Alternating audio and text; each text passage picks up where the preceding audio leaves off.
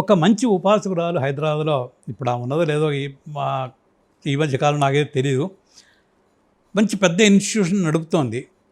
ఆమెకేదో ఒక చోట ల్యాండ్ కొంటే అది దాని మీద డిస్ప్యూట్లు వచ్చి బ్యాంక్ లోన్ ఏదో కట్టాల్సి వచ్చి అంతా గొడవలు అయిపోతే దాని మీద నేను ప్రిలిమినరీ స్టేజ్లో ఉన్నాను. అప్పటికి ఇంకా ఎక్కువ సాధన కూడా లేదు.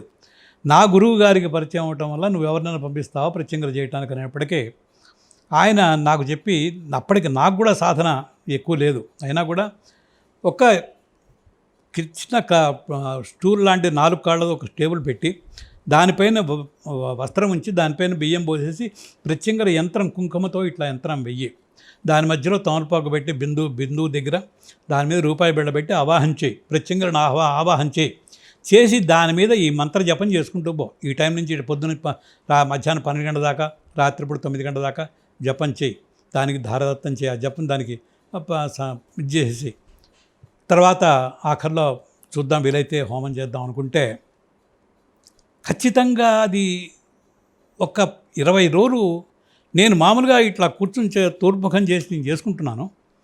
ఒక మధ్యాహ్నం 11:30-12 గంటల టైంలో ఒక దగ మెరుస్తూ ఒక పాదం పీట మీదకి వస్తుంది. ఎంత మూర్ఖుణ్ణి అంటే అప్పటికి నాకు ఇంకా మంత్ర విద్యలో ఇంత అనుభవాలు ఏమీ లేవు. ఈ పక్క ఇప్పుడు దీని పీట మీద ఎక్కుతుంది, ఈమెవరు ఈ మనిషి ఎవరు అని చెప్పి అనుకున్నానే కానీ అమ్మవారి ఆ దగద్ధాం కిరీటం ఇదేనటువంటి నా మాటలు కూడా చాలు. అటువంటి ఇది పాదం అమ్మవారి పీట మీద వచ్చి కలిసం లేదు, ఏమీ లేదు, అక్కడ ఓన్లీ ఆ తమలపాకు రూపాయి బిళ్ళే ఉన్నది, దాని మీదకి వచ్చి కూర్చోబోతోంది అమ్మవారు అని చెప్పేసి నాకు అందుబట్ల ఆ క్షణం అయిపోయింది. తర్వాత అరగంటకు కానీ నాకు బుర్ర తిరగల. మంత్ర జపం అయిపోయేప్పుడు అయ్యయ్యో ఎటువంటి చేతులారా పోగొట్టుకున్నానా అని చెప్పేసి దాని తర్వాత తపనగా మొత్తం 40 రోజుల కార్యక్రమం అప్పుడు ఒప్పుకుంది.